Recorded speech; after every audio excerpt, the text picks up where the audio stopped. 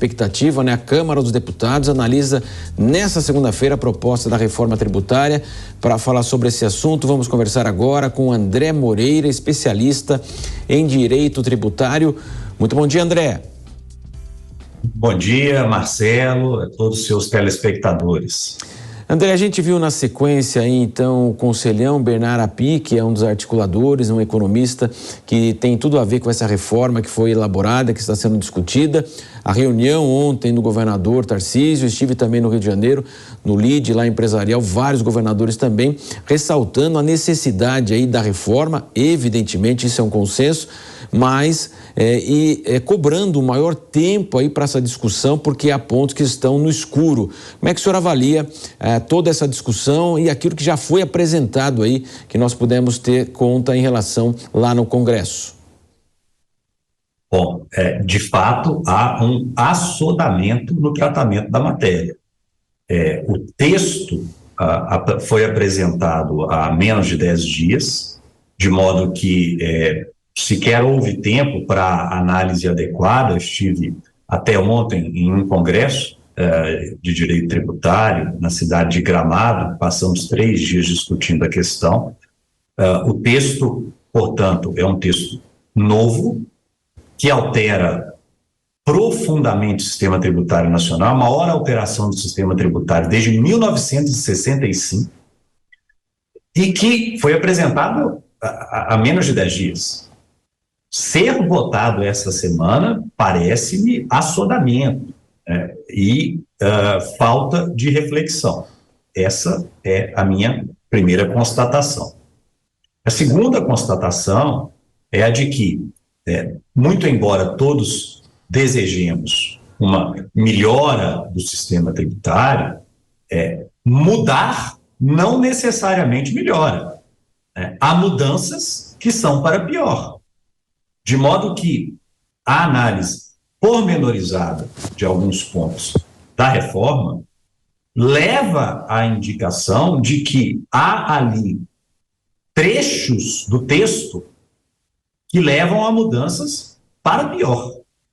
Por exemplo, hoje, o contribuinte PIS/COFINS, do ICMS, ele, quando compra um bem para revender, ele tem o direito de compensar o PIS e COFINS e o ICMS que incidiram na etapa anterior. No texto atual, exige-se que o contribuinte, esse que compra para revender, esse empresário, que está correndo o risco do negócio, pagando todos os seus tributos, exige que ele verifique se quem vendeu o produto para ele pagou o imposto. E só se a pessoa tiver pago o imposto é que ele poderá se creditar do imposto no momento da venda, que é uma sistemática que nós chamamos de sistemática não cumulativa de tributação. Bom, existem 168 países no mundo que usam essa sistemática não cumulativa de tributação. Nenhum país jamais exigiu do contribuinte que se transformasse em fiscal do vendedor da mercadoria, por ele adquirida, para aferir se o vendedor realmente pagou o imposto. Isso não é problema a ser transferido ao contribuinte. Isso é um problema do Estado, da fiscalização, e que hoje é facilitada por sistema público de escrituração digital, por nota fiscal eletrônica, por toda a tecnologia que o fisco brasileiro, e em especial a Receita Federal e as receitas de alguns estados em particular, já possuem. De modo que, primeiro, é preciso tempo para reflexão, não se pode votar a reforma essa semana.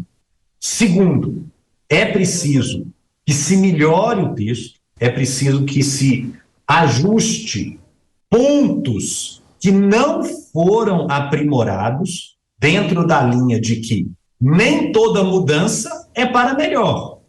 Concordamos que o sistema tributário deve ser reformado, mas deve ser reformado para melhorar. Para piorar, é melhor ficar como está, porque, como dizem os da nossa área, imposto bom é imposto velho, ainda que ruim, porque, sendo velho, todos sabemos como ele é. Sem dúvida, André Moreira está conosco. Agora a pergunta do nosso comentarista, Cristiano Vilela. André Moreira, bom dia, satisfação falar com você aqui na Jovem Pan.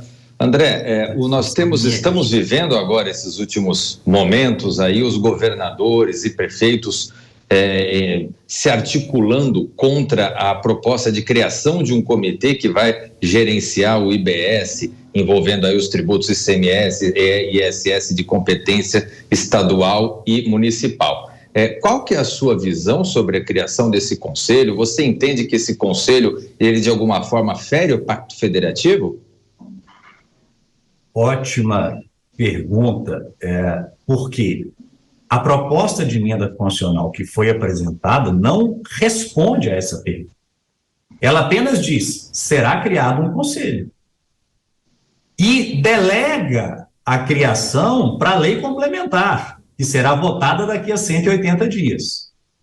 Ou seja, cria-se uma estrutura que, em uma análise pré-facial, não vai funcionar. Nós temos 5.570 municípios, 26 estados e o Distrito Federal.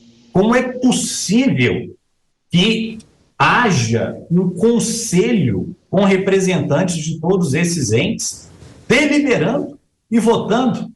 Onde serão feitas as reuniões? Talvez no estádio do Pacaembu, após a sua reforma, seja um local adequado. Agora, como haverá consenso? A PEC não responde esse ponto.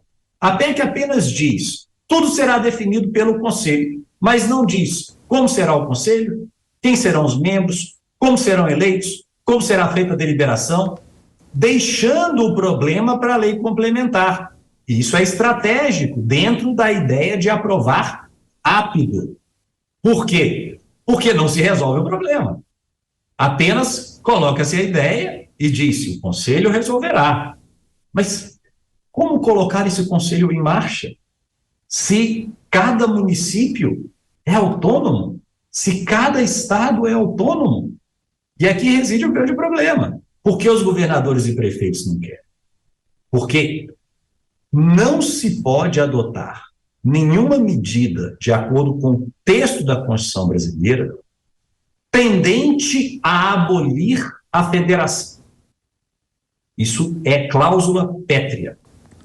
Não é, veja, não é medida que extinga a federação, é medida pendente a abolir. É diferente. Perfeito.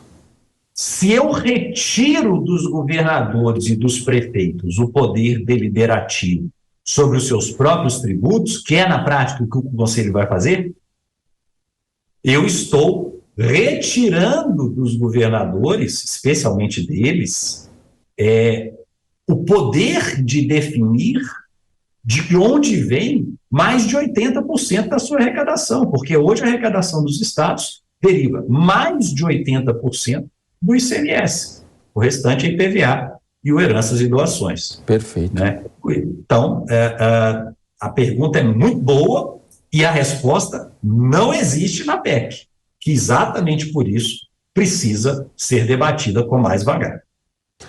André Moreira, que é especialista em direito tributário, foi um prazer recebê-lo aqui no Jornal da Manhã, segunda edição, e é claro, né, essa discussão vai continuar e, claro, voltaremos a conversar ao longo dessa tramitação, aquilo que for aprovado, e você retorna conosco. Muito obrigado, viu, André? Eu que agradeço, muito obrigado e um ótimo dia a todos. Para você também. Vamos